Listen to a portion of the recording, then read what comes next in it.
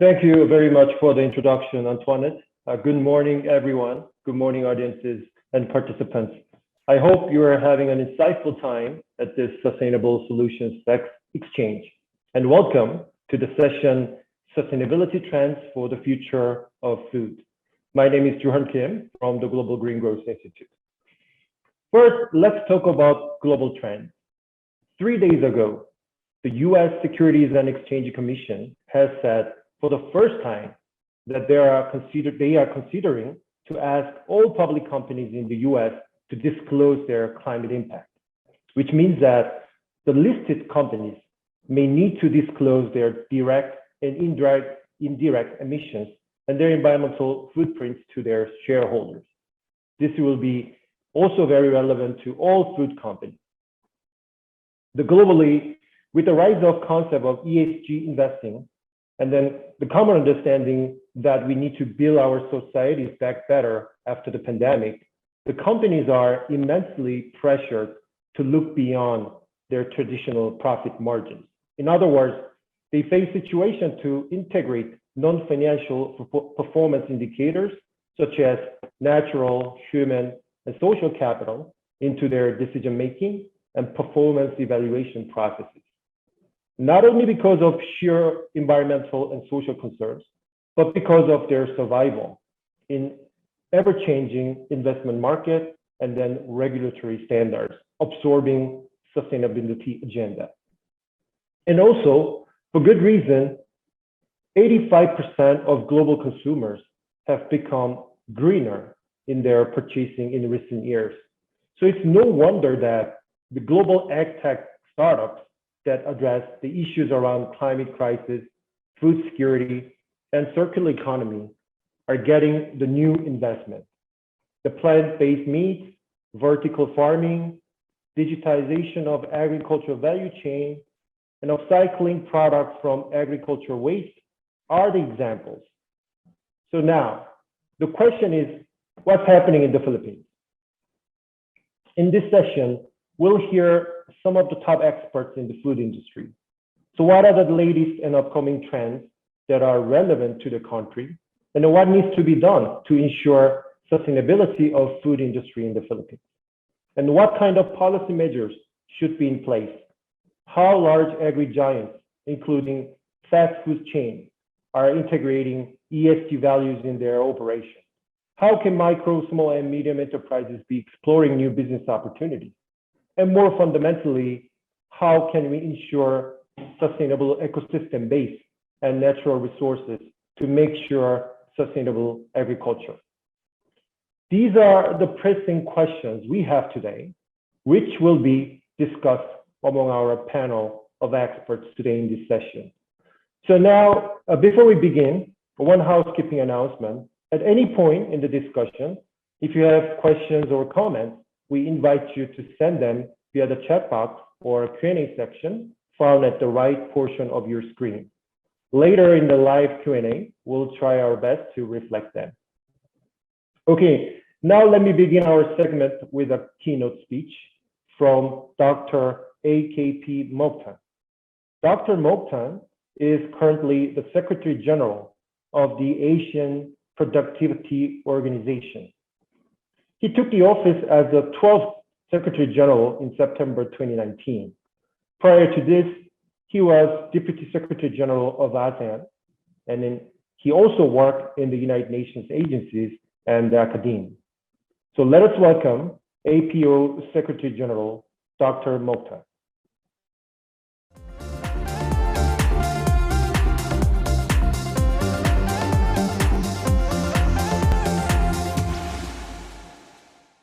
Mabuhay, magandang umaga sa inyong lahat, and greetings from the Asian Productivity Organization in Tokyo.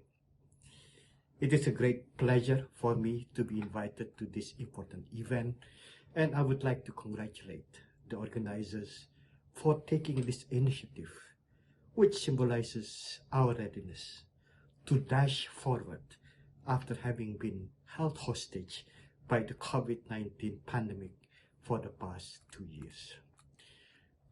The pandemic has been with us too long. It has created wide and massive disruptions. It has affected our lifestyles, including ways of work, and it has also underscored the urgency of ensuring sustainability in the agri-food sector for all. We have several points to ponder.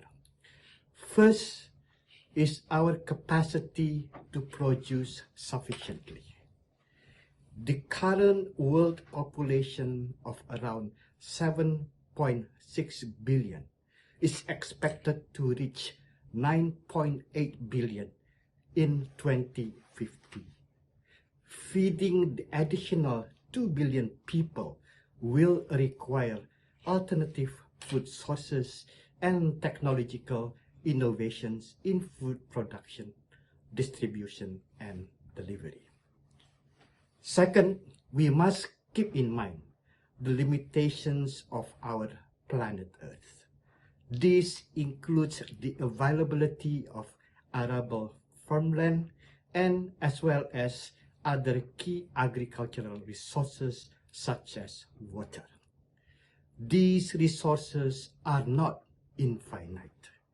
With the pressure on the environment and the seemingly unstoppable climate change and global warming, we have no other option but must ensure sustainable food production.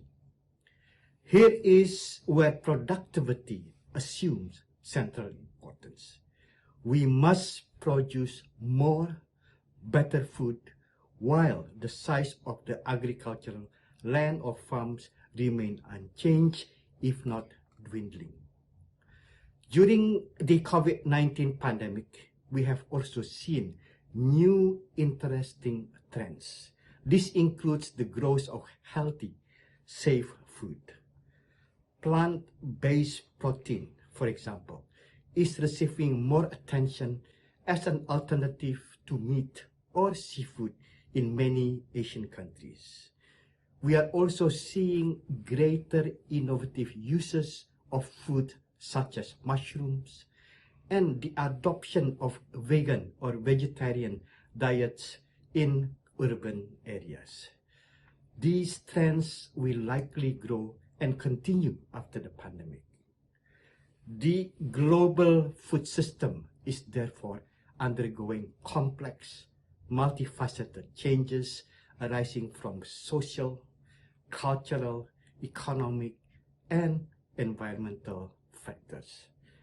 Therefore, we need comprehensive, interrelated policies to integrate sustainability in all its dimensions. One of the main roles of the APO is supporting member countries in developing more innovative, competitive, sustainable agriculture sectors. We are at an exciting juncture with new opportunities. I am confident this forum will offer fresh insights, and I look forward to increasing cooperation within and outside the APO membership to achieve our common sustainable goal in agriculture and other sectors. Mabuhay, maraming salamat, and I wish everyone an exciting, fruitful forum. Thank you.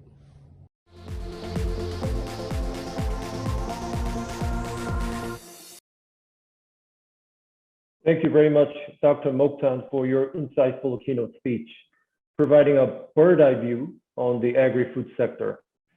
Up next, we'll try to listen to more technical discussions.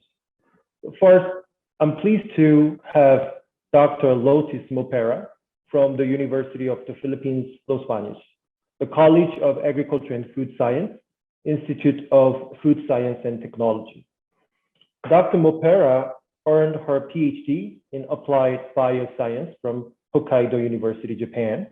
She has 20+ years of experience as lecturer and researcher in food safety management systems, food microbiology, food biotechnology, and molecular gastronomy. So Dr. Mopera, the floor is yours.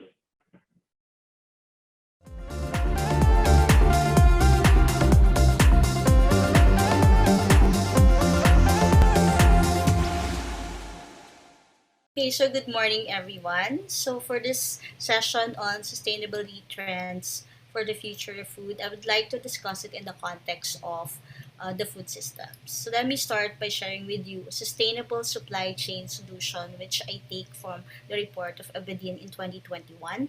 So, in here, they have taken into consideration food sourcing, food processing, food packaging and warehousing, as well as food transportation and logistics until it reaches the consumer. So, in this particular report, they took note of responsible sourcing as well as smart plantation and harvesting, so food ingredient safety, sustainable processing technology, smart packaging, and cold chain optimization and on time delivery of goods and services. Okay, so I would like to zero in on the development of the technology in terms of agricultural production that was spearheaded by UPLB. This project is called Smart Approaches to Invigorate Agriculture as an Industry in the Philippines. This is a multi agency implementation of the project, which actually develops technologies for real time monitoring of the different production areas in the Philippines. Okay. So nowadays, people tend to gravitate towards plant-based and personalized nutrition. I would like to zero in on the one of the top five trends in 2021, which is on alternative proteins. So I think people tend to prefer a plant-based protein nowadays for the several factors like health and nutrition, animal welfare, caring for the environment, as well as processing technologies that are available. For instance, alternative proteins before are different from the textured vegetable protein that we know like 10 years ago. So the food technologies have already developed the texture and the sensory characteristics to be improved, like simulating the real meat, as you might have heard already from the different uh, food industry stakeholders who are into this kind of business. And we at the Institute of Food Science and Technology in particular have this maize mung bean beverage, which is actually made from an improved corn variety, which is a quality protein maize with lysine and methionine. In 5 to 10 years, maybe I'll see not only plant-based alternatives, but insects will also be explored as possible sources of proteins, but we have to take note of the characterization of the toxicity and as well as the product quality of the sources of insect that we're going to use. So I also see an improvement in the variety of soybean, mung bean, and corn, since these plant or crops are actually the main sources of, or they have very high protein content, and these are very good sources of plant-based alternatives in terms of the protein. Also, we have processing innovations called high pressure processing. So, this is now applied for plant based alternative plant sources, and the objective of which is actually to improve both the food quality and safety, as well as the nutrient composition of the food.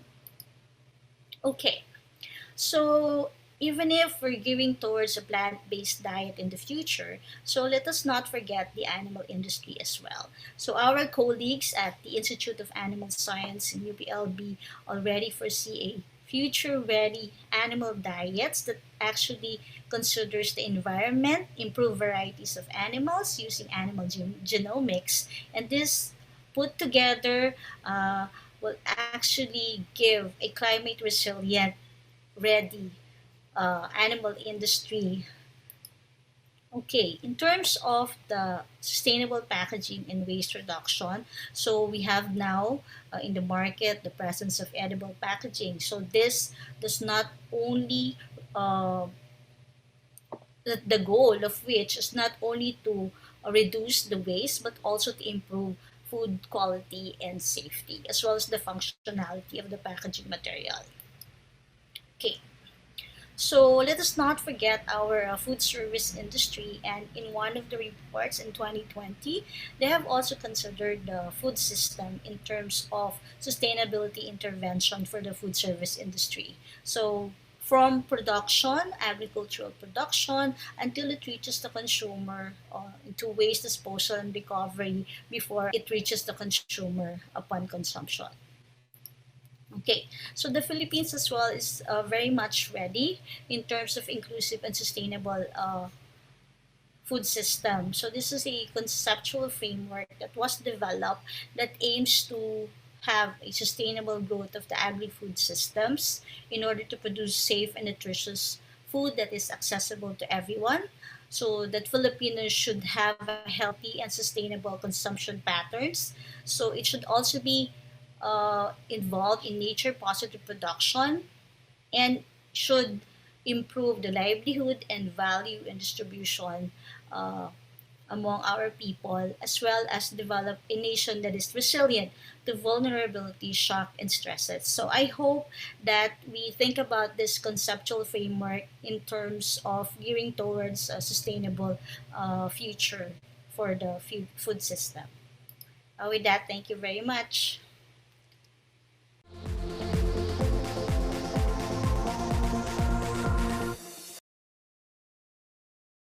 Thank you, Dr. Mopera, for very informative presentation, taking us through the latest trends and various innovations happening in the global food supply chain.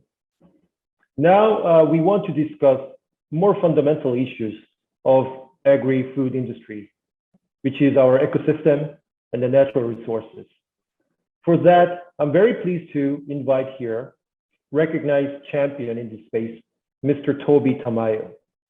Mr. Tamayo is the owner of the Lotis Valley Farm.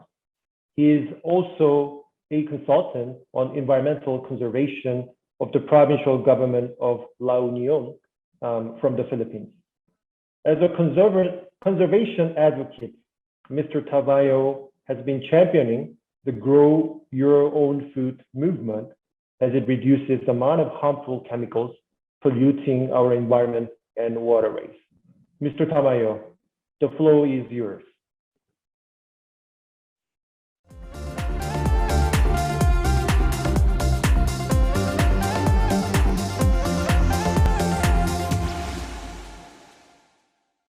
Okay, with climate issue that is bearing down on us, the first issue that we need to deal with is how to sustain your food production.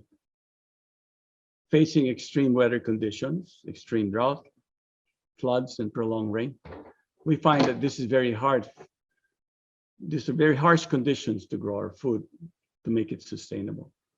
So I will share with you this morning what is a more trendy, sustainable system that we are applying here in La Union right now with the local government units.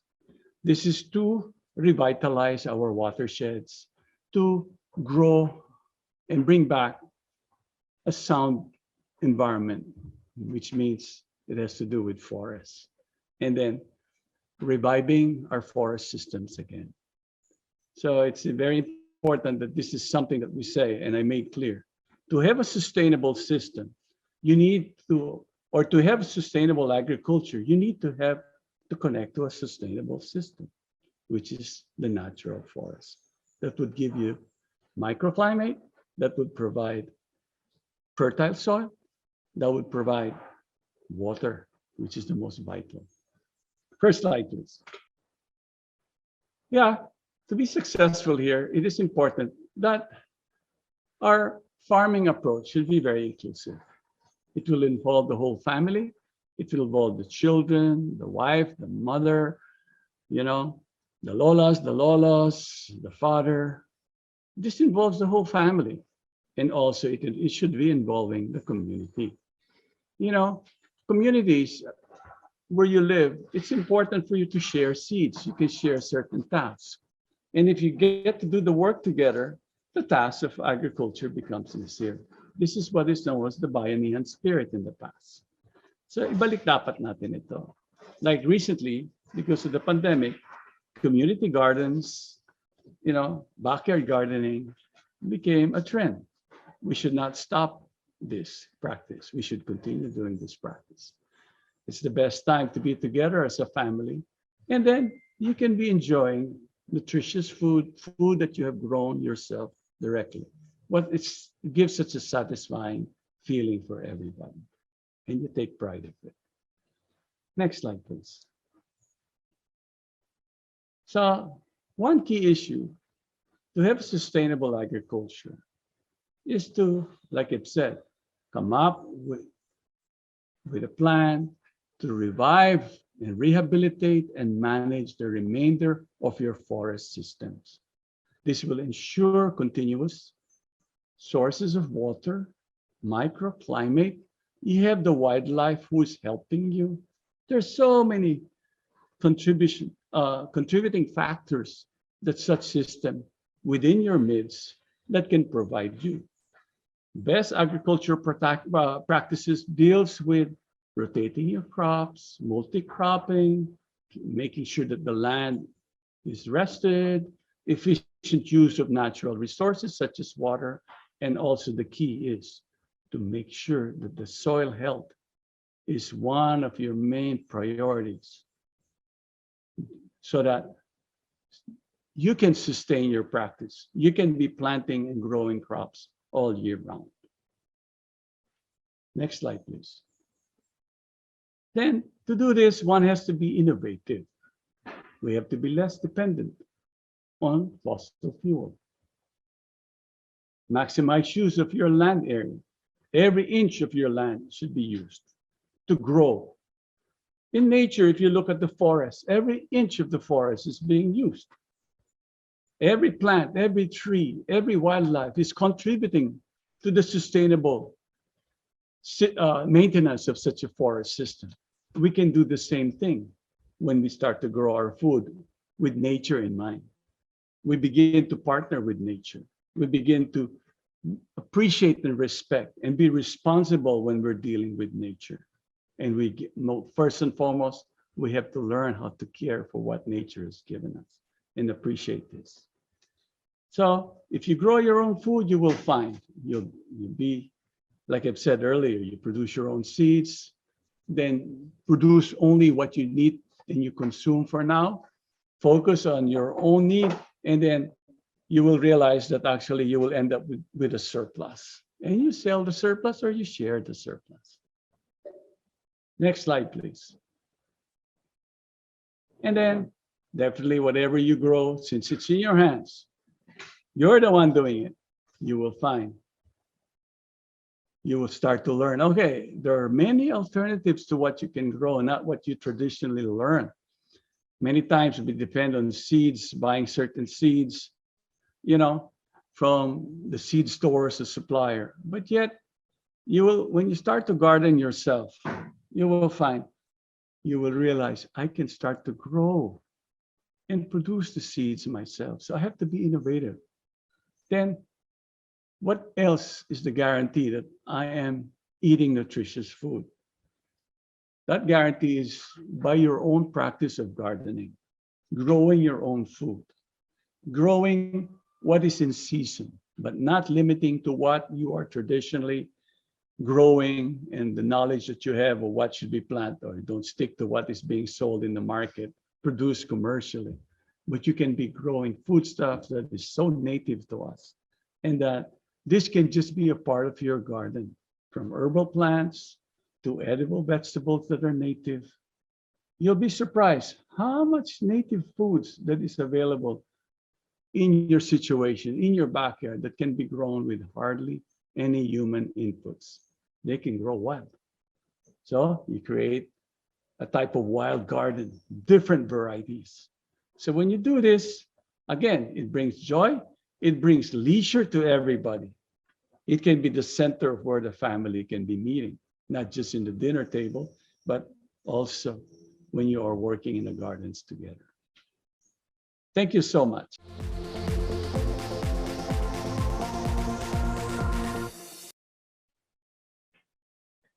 Thank you, Mr. Tamayo, for reminding us that food industry is essentially rooted in our natural resources, such as trees, land, soil, water. Thank you very much for reminding all of us for their importance. So now we'd like to shift our attention to the industry again. What needs to be done from the private sector perspective?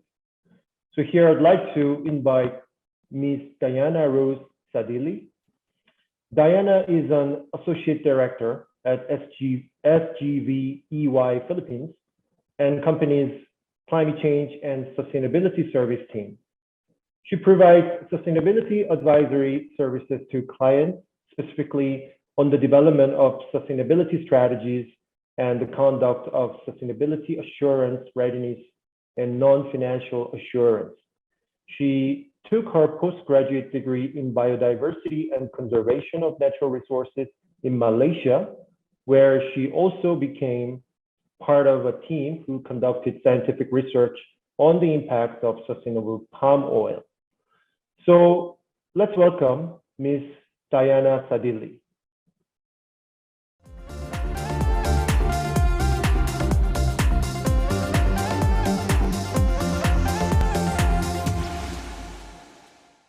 Good day, everyone. My pleasure to be joining you here today at the Sustainability Solutions Exchange. I am Diana Rose Sadili. I'm one of the Associate Directors in Climate Change and Sustainability Services, SGV Philippines. So one of the promising trends right now is that more and more food companies are integrating sustainability to redefine their long-term value plan. And it's not something that can be ignored by food companies, given the challenges and risks that the industry is experiencing over time. So the context of sustainability for food companies is far more than a buzzword right now, since more and more consumers nowadays are actually getting more concerned to know that food companies are taking sustainability seriously. And while the food system is complex, food companies are facing challenges in addressing their sustainability goals. Food waste actually occurs at each stage of the value chain, which eventually impacts the profitability of the industry players. And also, high-level food waste is also a challenge as it goes to the landfill where it decomposes without access to oxygen and creates methane, which is actually 23 times more deadly than the carbon dioxide. In addition to that, with the increasing number of population, there is a pressure for food companies to produce more, generating more greenhouse gas emissions and extensive use of natural resources, eventually causing biodiversity loss and extensive water use.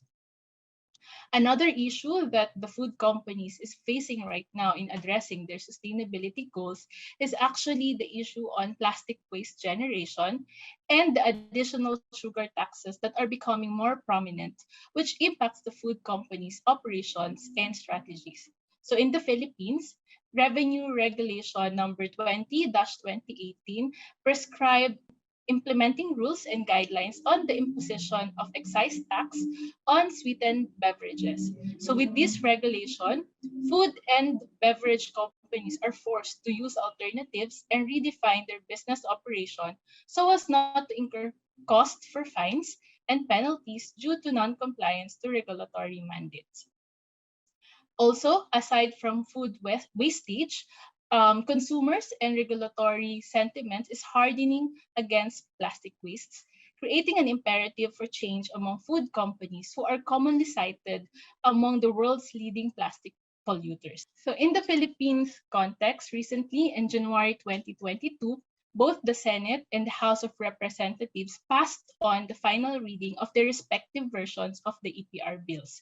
So while these bills are actually beneficial to the environment and the society, food sector think that this may lead to a higher food prices for consumers due to additional operating costs, of course, coming from the application of eco-design principles to their packaging, as well as the compliance obligations and the requirements to keep track on regulatory developments. So aside from the demand against plastic waste, stakeholders are also demanding for decarbonization, sustainable products, as well as transparent supply chains. There is also increase in the conflict between, sustainability and affordability among food companies. So while it is important for food companies to have or to meet high standards of the consumers, certifications or eco-labeling to provide consumers the evidence for sustainable, healthy options and ethical business entails additional costs for companies. So in response to this consumer demands for greater transparency about the health, environmental, and ethical implications for the food they buy, more and more food companies are stepping up their sustainability and circularity efforts in all aspects of their processes and value chain. So what do these food companies do to step up to the challenge and to the transition to circular economy? First, we are seeing an increase in the food companies' growing demand for plant-based and healthy food options. So restaurant and food companies increasingly introduce plant-based meat substitutes in their menus and food brands owing to shift consumer preferences towards healthy eating. There is also a growing commitment right now to eliminate plastic packaging waste. So according to Food Industry Asia, more and more food companies have pledged to have their packaging more sustainable by 2025. In addition to that, food companies are responding by committing to initiatives and partnerships that would improve their recycling activities and prevent plastic wastes. And in the Philippines right now, we are actually seeing an increasing uptake for food companies on adopting sustainability reporting standards, which is actually a good start towards transitioning to a circular economy. So we are also seeing stronger support on EPR system and initiatives on plastic circularity. And to increase consumer support and transparency, food companies even reach out to us for the assurance or audit of their plastic offsets and credits. And aside from that, we see an increase in the number of food companies exploring on possible sustainability and circularity engagements with us together with EY Center of Excellence for Circular Economy. Aside from that, circular economy is also leveraged to combat food waste and increase recyclability. So there are some food companies who turn food waste into sustainable snacks, which they use the excess or ugly fruit and vegetables as dried chips and seasoned nut mixes. And for the food sector, or the food service sector rather, there is an increasing initiative on composting, such as bokashi technique.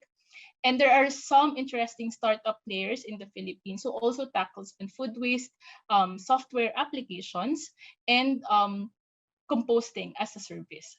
So there is also an increasing uptake of sustainable, ethical, and organic claims for food and drink products, which could be brought by consumers' demand for transparency. So nowadays, there are various types of certification standards as well as conservation schemes that are being implemented and adopted by different stakeholders and food companies. Now, some of which are the Roundtable for Sustainable Palm Oil. We also have Rainforest Alliance, the Forest Stewardship Council, the Fair Trade Mark, the Marine Stewardship Council for the seafood items. So in the Philippines, we have Green Choice certification, wherein in 2019, together with the Worldwide Fund for Nature Philippines, a standard for the food service industry was actually redeveloped, incorporating the current sustainability food trends. So with all those activities and initiatives of the food companies right now, the role of the food sector in embracing sustainability and transition to circular economy is promising in order to maintain not just the business continuity and competitiveness of the sector, but also in promoting healthy lifestyle and minimizing the sector's contribution to climate change. So with that, thank you so much for listening, and let's always remember to consider doing more with less.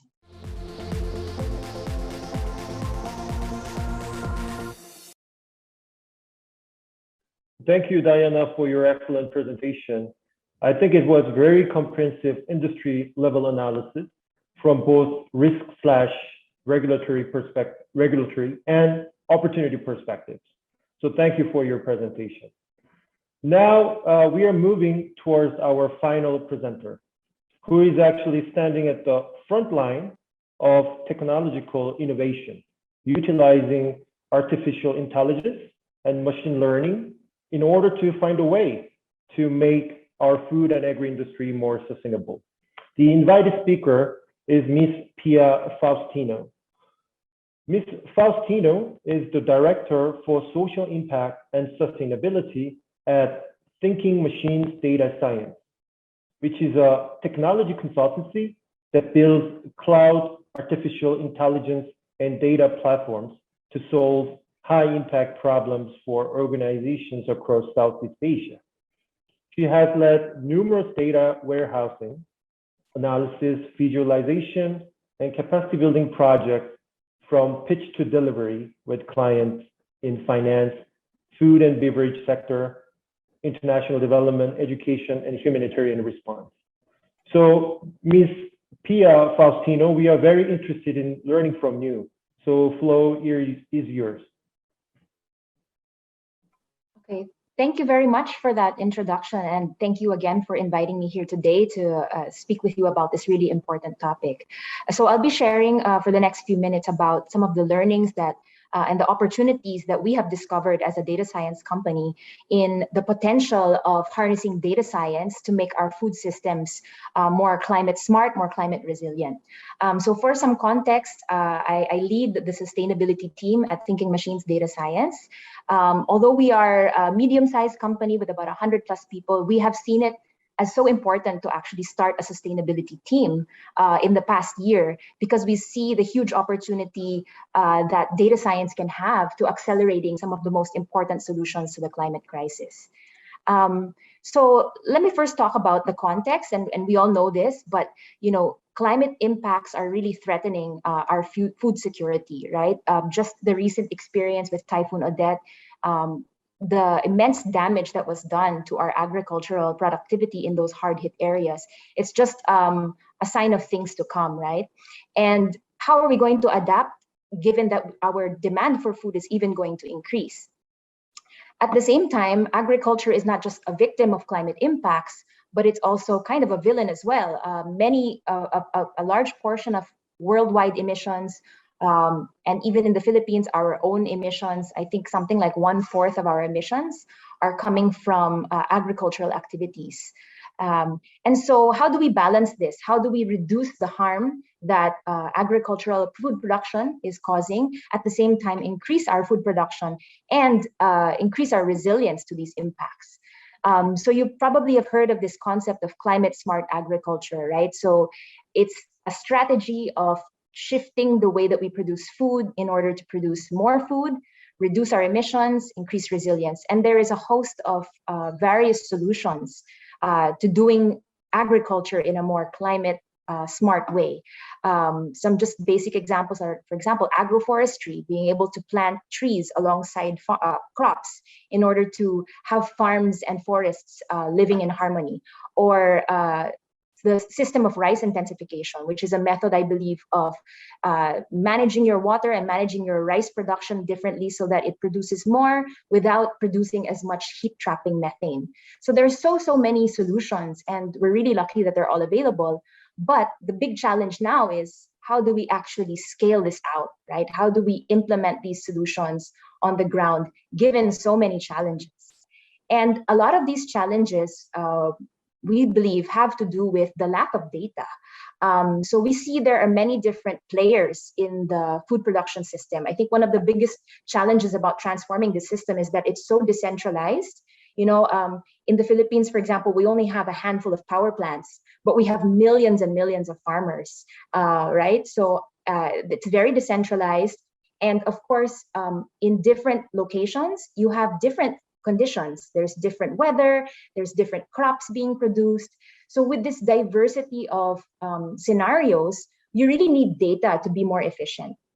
So farmers, policymakers, NGOs, businesses, in order to achieve these three goals, they need to first identify interventions that are best suited for their different locations and conditions. They need to, of course, also estimate the impact of their agricultural activities. How much carbon is this particular activity producing? How much carbon emissions are we avoiding if we shift to a different process? And that involves also analyzing land use or land cover changes. And then to increase resilience, of course, they need to understand what are the risks that we are facing. How is water going to become less readily available for us over the coming decades? How is heat stress going to affect us? How is this going to affect our yield and our productivity? So that's both on a short-term scale and on a long-term scale. So all of this data is so critical for making smart decisions and increasing our efficiency. I think we cannot achieve all of these really difficult goals without the intelligence that we need. So our team at Thinking Machines, in the past few months, we've been exploring how we can provide what we're calling like eco-intelligence, ecological intelligence, environmental intelligence to the different players in this space. And we're focusing in particular on using what we call geospatial data science to scale out nature-positive food production. So geospatial data science, what does that basically mean? It just means, harnessing the amazing wealth of remote sensing data, satellite-produced data. So nowadays, satellite imagery is higher resolution and it's higher frequency than ever before. And at the same time, you have incredible advances in machine learning that make it possible to actually extract patterns and meaningful data out of this mass of satellite imagery.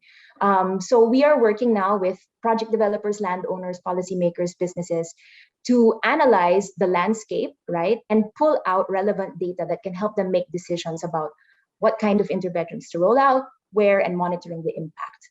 And the advantage of this is that you can actually get data at a much faster pace and a much larger scale than, let's say, traditional sources of doing on the ground field data collection or relying on government data sets that maybe take several years to produce. Instead, you can have data every quarter, every month that would give you the most up-to-date information.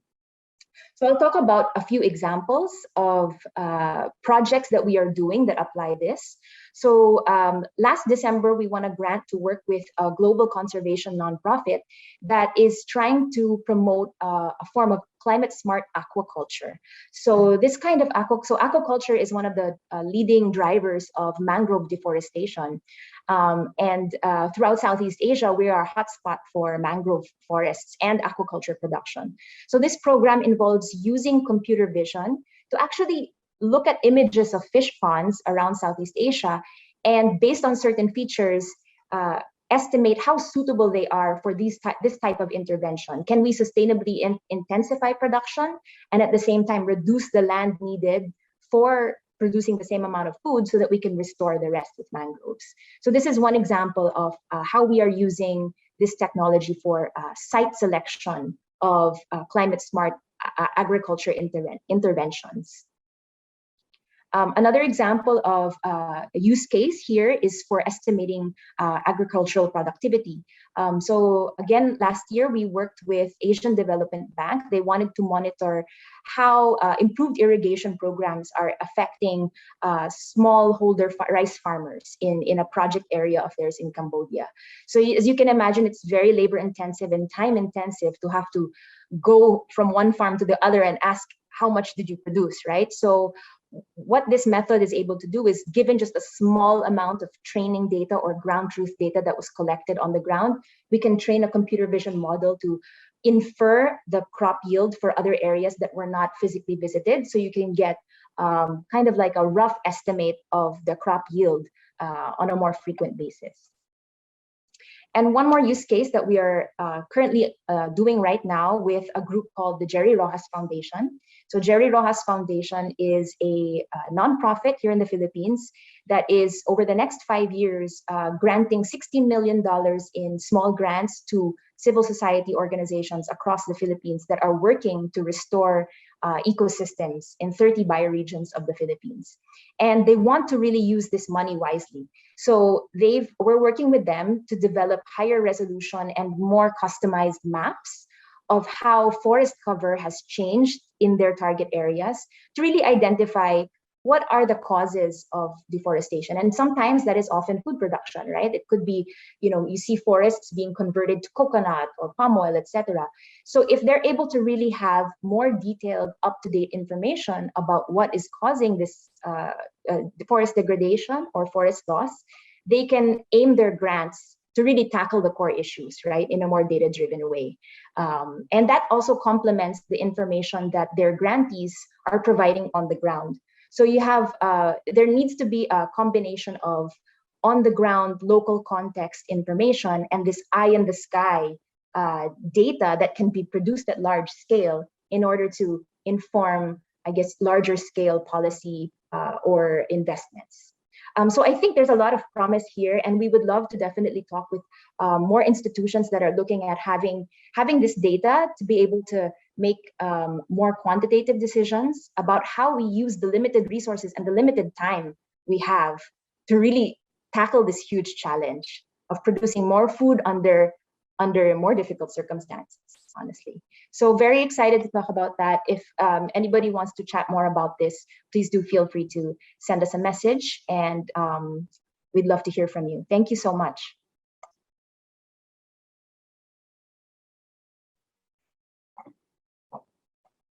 Thank you, Pia, for your great presentation. Yes, indeed, I'm interested, and I think a lot of audiences are interested in your technology called Equi Intelligence.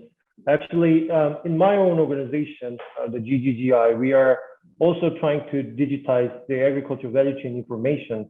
So I think there needs to be a lot of things to be happen to ensure the proper estimation for the sector. So thank you very much for your presentation. I hope all of our audiences are enjoying these very insightful presentations from our speakers today. So this is the end of our presentation from our speakers. And now let me move straight on to our live Q&A panel discussion. So all the previous presenters will be participating in this live discussion, except Dr. Mochtan, who will be represented by Dr. Sheikh Hussein, a senior officer at the Asian Productivity Organization. So welcome, Dr. Hussein, as well. So I will. There are a couple of questions from the chat box, and I will pick some questions from them and then ask relevant panelists. So when you answer, panelists, please try to keep it brief. So I want to first come back to our keynote speech done by Dr. Mochtan, who will be answered by now Dr. Hussein.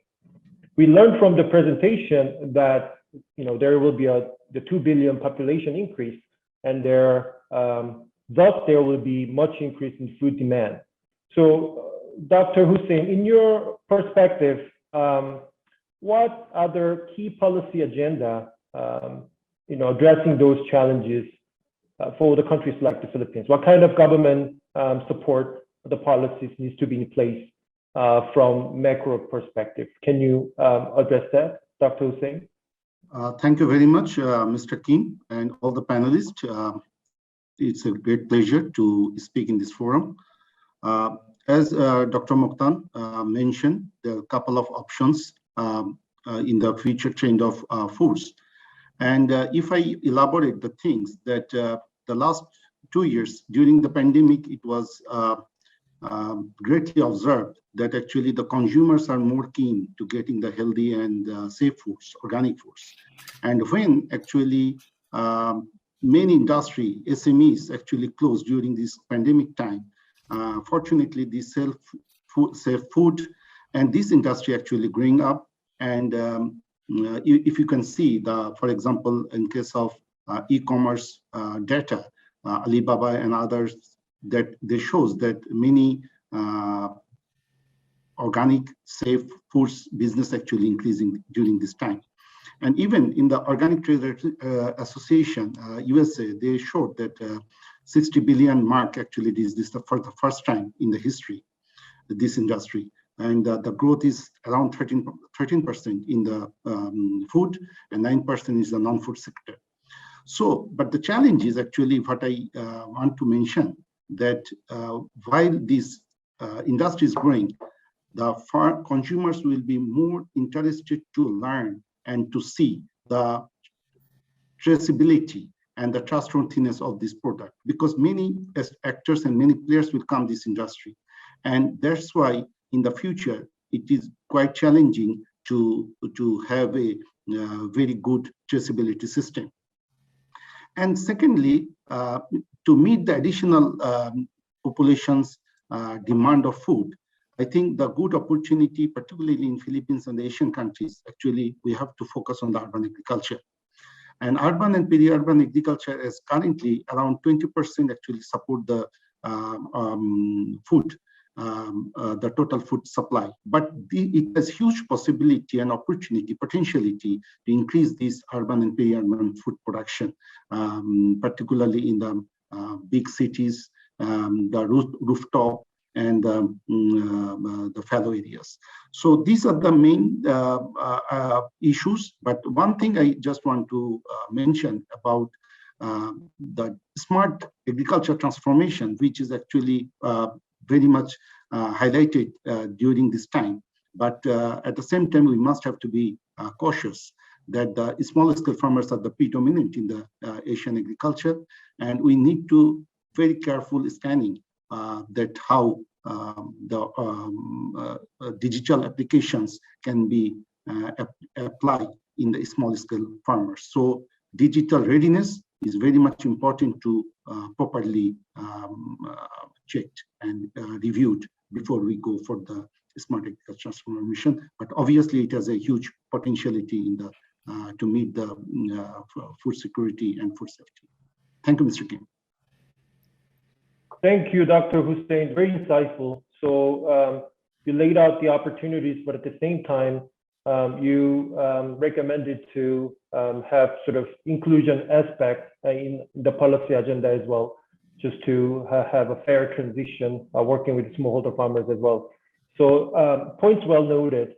And then now I wanted to come back to Dr. Mopera from UP. So you've shared a lot of innovation practices happening across the global food supply chain. So this is the question, and also there are questions from the chat box to you.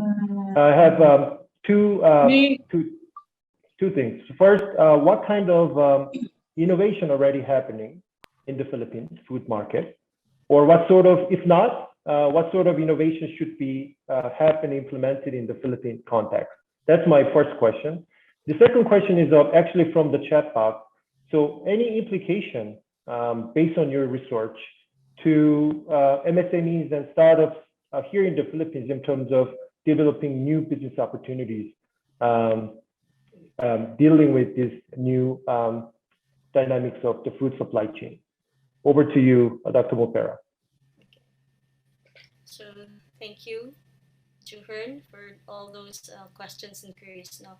So I would like to answer the question also based on what I have presented earlier. Now, so there are several technologies that are already available that our food industry is already practicing, as a matter of fact. No, and I would like to discuss it in the context of the environmental and social impacts of these practices. So, for one, our food industry make themselves more environmentally conclusive already. There are already stakeholders that practices sustainability. So in what way? So when we say in terms of economic aspect or on sustainable development, so our food industry now prefers hiring people near their establishments. So that is one economic impact of sustainable development. Second, when we talk about environmental impact, so we want to make sure that we lessen our carbon footprint.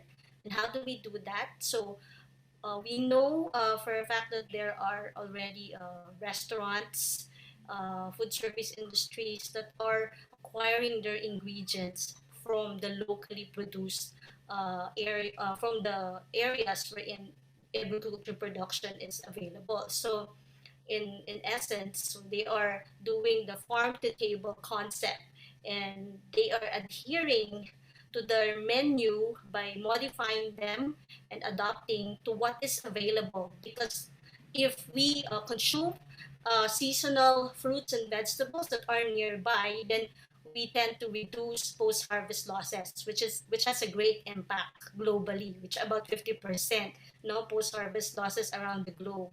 So the third one is on, do we save water in the food industry? Of course, our restaurants are already practicing um, water service water by demand. So meaning, if you enter a restaurant nowadays, they would ask you if you prefer the water to be served or later, or do you need water to be served to you. Okay, so all of this are already being practiced now in the industry. Okay, in terms of the recommendations for the industry, I think our colleagues, Ms. Pia, already mentioned about artificial intelligence and machine learned techniques and computer aided processing technologies, which could help reduce the carbon footprint and hasten or expedite processes wherein before they have such environmental impact. So I think for now that is what I can say. And to answer the question that is in the chat box, do we have a technology in UPLB that were already translated in terms of the sustainable development to the level of our farmers? I have presented the Project Sarai. So this technology is also a computer-based technology that will allow the farmer to design their production based on the geographical location and the climate changes in their own areas, so that they can increase their agricultural productivity. So I guess I hope I answered the question. Sure, Dr. Mopera, very comprehensive. It's actually very informative. So thank you for that. So your comment actually, naturally connected to my next question to Toby. Actually, Toby, from your presentation, I very much agree with you that the protection of natural base is actually the fundamental to all of our food-related discussions. And then, I see your background, looks beautiful, then I hope all of us can visit your farm to learn more about your practices. And I like your comment that, we need to partner up with the nature. So that's a very insightful comment. So the question, there are a couple of questions from me and then also the chat box. So the first one is from your own perspective as a practitioner, long-time practitioner in farming business. What really needs to be done from the government, larger corporations, to really ensure a sustainable ecosystem, which is the basis for the food industry? That's the first large question. The second question from the chat box is, so your movement, grow your own food movement in La Union, how can it be replicated in other provinces? Do you have any how do you consult other provinces or other municipalities to follow your practices? Okay, again, good morning. Thank you, Mr. Kim, for giving me this opportunity. First of all, yes, I want to invite everybody here to come to Lotus Valley. It's called a man-made forest. I grew a forest in 10 years. The water's back, so now it's supplying enough water to 35 hectares of rice land to the farmers just below me. But anyway, to answer your question as far as policies is concerned, this is something that we have been tackling. And what we did in the first term of our current governor was to discuss the security of food of the province per se.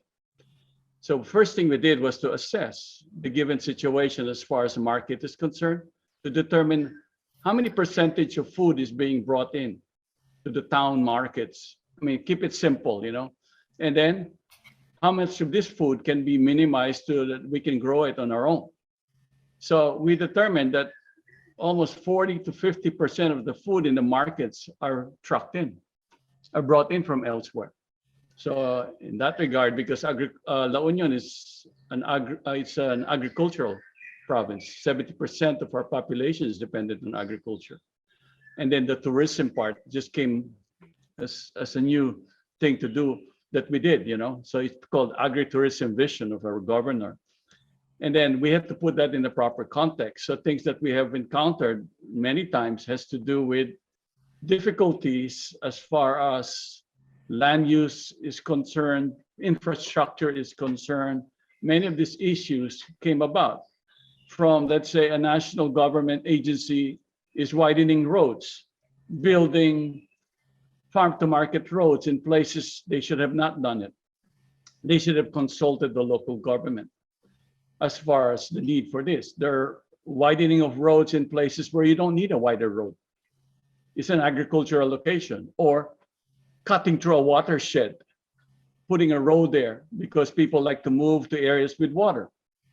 So these are things that we have to tackle seriously, because when you start to fragment nature, building roads, building infrastructure, it draws people to the location. Make them live there, make them stay there, because availability of water is there. That's a crucial thing right now. That's why people tend to look for places with water sources.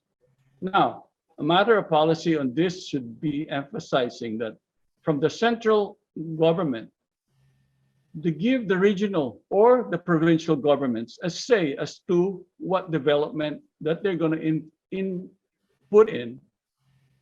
Give the local governments a say to it. Look, we don't need the roads here. What we need here are water impounding dams more than anything else. You don't need to build a dike in this place because it's not sustainable. There's mangroves growing here in the first place. So let's just grow the mangroves. Things like this, yeah. You have to make it clear, because central government tends to dictate what's going on as far as regional and provincial governments. Now, another point would be with land use. Again, recently there's a lot of roads being built by the current government. The emphasis on build, build, build. But yet you're cutting through rice fields, creating water issues as far as how do you, some of these rice fields have been sourcing water and using water in this location for so many years, 40 years, 30 years, and now you start to do those infrastructure, it becomes an issue.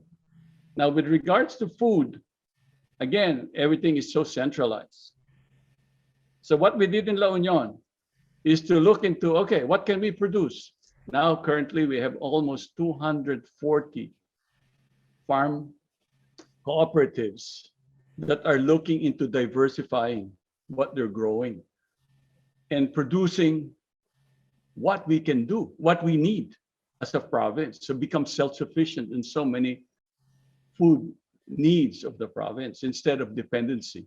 Now that cuts down on many of fossil fuel resources. And another issue that we encountered was La Union has 264,000 hectares of land. Only 4,000 of this plus is left with the original forest, being situated in the west side. So our province in this region is prone to prolonged dry season. So again, water is an issue. Water has become a very big issue. So what we did was to identify all of these little watersheds and to see the state of this and assess it. And next would be who are staying in these watersheds. You will find many of them are indigenous tribes, have knowledge of the whole place. So now, and they're the most marginalized, simply because with only 4,000 hectares left out of the 264,000, you'll have issues pertaining to the marginalized community close to, I believe about 9 towns of La Union is in the uplands. Right now, only 3 months of a year they have water. What's the rest of the time? What they're going to do?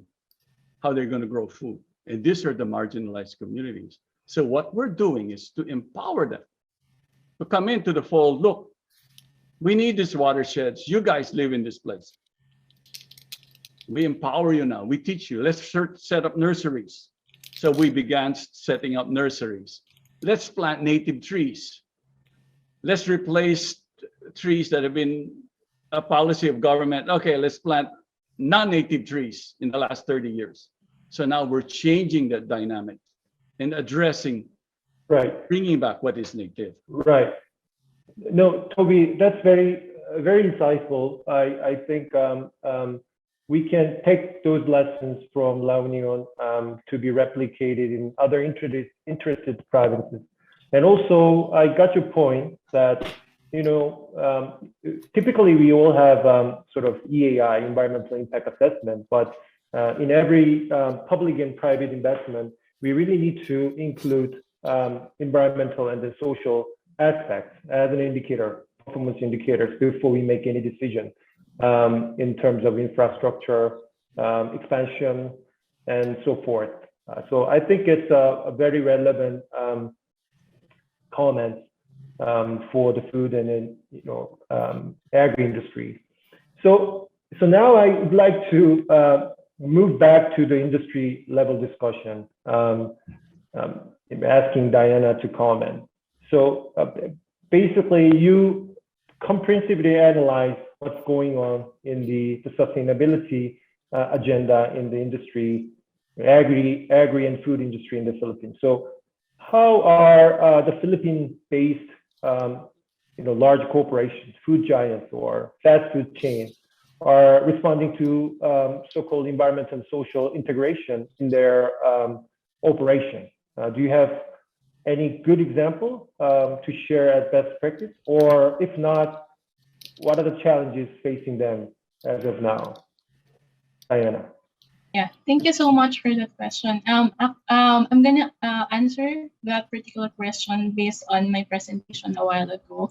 So as mentioned, food system is complex and it's actually a long process. So and all of its aspects are actually affected by different processes. And with that, the challenges that the food companies experiencing in terms of how they implement sustainability in their business covers different aspects of and, you know, environmental or climate crisis impacts. So in the Philippines, we've conducted a life cycle assessment together with Worldwide Fund for Nature Philippines back in 2019, together with my previous organization. And with that particular life cycle assessment, we've the result actually noted that operations of the food service industry has the highest contributions to global warming, which and then eventually followed by procurement process. This actually answered how food sector or the food supply chain faces challenges on traceability, specifically on the procurement process. And with the increasing, you know, number of consumers who are actually seeking to understand supply chains from farm to fork, and to understand where their products or materials are coming from, transparency is fast becoming a matter that every business must consider for them to be able to win the trust and of the consumers, as well as to be able to offer products of the highest quality. So right now, there is an increasing call for food companies to, you know, do local sourcing, prioritize products from our local farmers or the products from our nearby locations. And aside from that, aside from traceability, greenwashing is actually also becoming a big issue in the food and drink world. So specifically on environmental and health impacts of the businesses. And with that, consumers are seeking for particular evidences for, you know, sustainability or healthy option or ethical business certifications or evidence. However, while these certifications or eco-labelings provide evidences for food sector for the needs of the consumers on these particular areas, it entails additional cost for them, especially for those small enterprises. And in addition to greenwashing and traceability, the food sector actually is facing challenges as well, specifically on plastic waste generation. As we all know, one of the contributors of plastics in the Philippines is actually the food and manufacturing companies. So with that, more and more food companies are being, you know, pressured by consumers to be able to reduce their plastic waste generation. So right now, more and more food companies are actually responding to this by committing their initiatives on improving their recycling strategies to be able to reduce their plastic waste. Additionally, more and more companies are including innovative or sustainable packaging solutions, as well as mentioned a while ago, prioritizing plant-based food products. In addition to that, there are food companies who are actually transforming their ugly food or ugly fruits into a usable or edible food products such as chips, dried snacks. So yeah, we can really see that despite the challenges in the food sector, more and more food companies are increasing their commitment to sustainability and circular economy. And there is also an increasing uptake, as I mentioned, in the number of food companies who are adopting sustainability reporting standards in the Philippines. Yes, thank you, Diana, for your comprehensive additional comments. So I think the sustainable packaging, I hear that that's also sort of, there will be the regulatory risk for the companies. At the same time, will be an opportunity for some companies can be driving innovation first. So I think that's very good to understand. And then lastly, I would like to come back to Pia. So you showcased a couple of examples that you've been doing. There's a question from the chat box that saying, is it also possible to automatically identify type of crops and its farm areas based on GIS mapping, satellite, the machine, images, and the machine learning? That's a technical question, which I'm also interested. And also, as how do I say? I mean, as as you apply those AI and machine learning technologies, do you have any sort of any recommendation to for the future project for the Philippines? What needs to be done utilizing those type of technology? Can you make it brief? Yeah, sure. Thanks for the question. So the first question about, is it possible to classify crops? I will say yes, it is possible to classify crops using machine learning. So the thing with machine learning, or in this case, the particular use is computer vision, right? Training a computer to recognize visual patterns that human beings normally can do. As long as there is a distinct visual, kind of a visual thumbprint or visual fingerprint to these different types of crops, and if you can train, if you can get experts or even non-experts to easily classify crops by looking at satellite imagery and drawing lines around them, then you can most definitely train a machine to do that at higher speed and higher scale. And I believe this is already a well-established approach in other countries. I think in the Philippines and in many developing countries, the biggest challenge is always to get that ground truth data that we use to train the machine on. So you have to have a certain amount of very accurate, it's very reliable samples of those images and the classifications. And if you can train the machine to see enough of them, then when the machine is shown a new satellite imagery, it can make its best inference based on the patterns it has learned from the existing imagery. I think there's already being work done by DOST, the Department of Science and Technology. Like our team, what we specialize is not just building the models, but building the whole workflow and the whole system to really put that data into the hands of decision makers in a format that they can act on and make sense of. So analyzing the data and also automating the whole process of doing that on a regular basis, like every quarter. So very possible. The second question, sorry, could you repeat the second question one more time? The second question is, do you have any recommendation to apply your technologies in any yeah. But so can it be very brief? Sure. So right now we're looking at, we're doing a lot of development of new models to map different types of forest cover, land use changes at high speed and high scale and high resolution.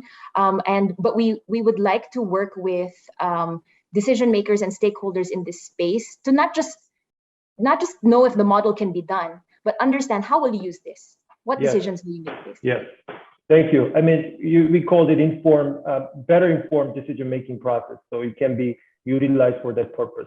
So before we close, I think our time is running out, but I would like to invite all panelists, only 10 seconds, to share their, takeaway message from this session. So it can be a recommendation for the audiences, or government or private sector. So I'd like to ask first to Dr. Hussein, do you have any recommendation as a takeaway message? Thank you very much, Mr. Kim. Actually, there are a few questions to me. I just briefly like to answer that. One of the question is about the APO initiative. Actually, you know, the APO is one of the signature or the very unique our approach, the green productivity, which was initiated a few years back, and for the multidisciplinary concept, actually, for the member countries' enhanced competitiveness. And 2013, actually, we formed the COE, Center of Excellence in the Republic of China, Taiwan.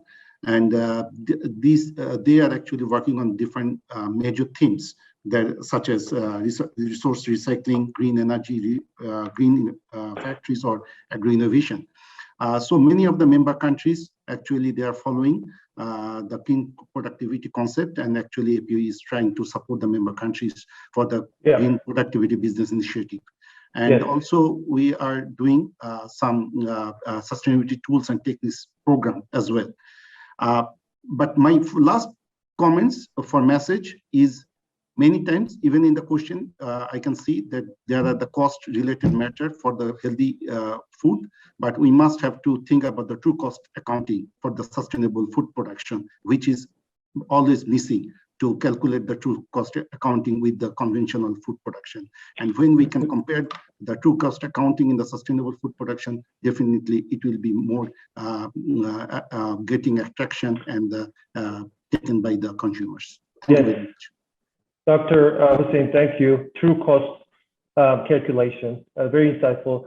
Dr. Mopera, very short, 10 seconds, please. Thank you. Let us make sustainability accessible to everyone, and let this be our responsibility as the people of the earth. Thank you. Thank you. Tony, 10 seconds. Yes, first of all, it's going back to basics. It's very important to note here. Yeah. Connect to nature, get to know and work with nature, then things will be a lot easier for everybody. Let's take care of the environment very nicely. Thank you so much, Tony. Diana? Yes, so while the food sector is complex, and also confronts significant sustainable development challenges, it actually opens also a range of opportunities for the food companies that have actually integrated sustainability in their long-term value plan, in their vision and commitment. So for us to be able to do more with less, we just have to integrate sustainability and circular economy in all our business aspects. Thank you. Thank you, Diana. Pia, lastly? Yeah, just to echo, we cannot do more with less without data. And I think I look forward to more like cross-disciplinary collaboration, and we can learn as well from the COVID-19 pandemic. We saw the important role that data played for us to respond to that pandemic, and the same kind of crisis is happening right now, just on a little bit of a slower pace, but still pretty. So let's do it. Okay, well, thank you. There's a quote that I really like from Paul Polman, the former CEO of Unilever. He once said, quote, "Businesses cannot succeed in societies that fail," unquote. And I want to add one sentence to that. Businesses cannot succeed in societies that fail, and societies cannot succeed in the natural ecosystem that fail. So having said that, I'd like to conclude the session. We hope all insightful and forward-looking ideas shared today can be further implemented, and its implementation can be accelerated in coming years in the Philippines. Thank you, presenters, and thank you, audiences, for watching and listening And now I'd like to give back the floor to our host, Antoinette.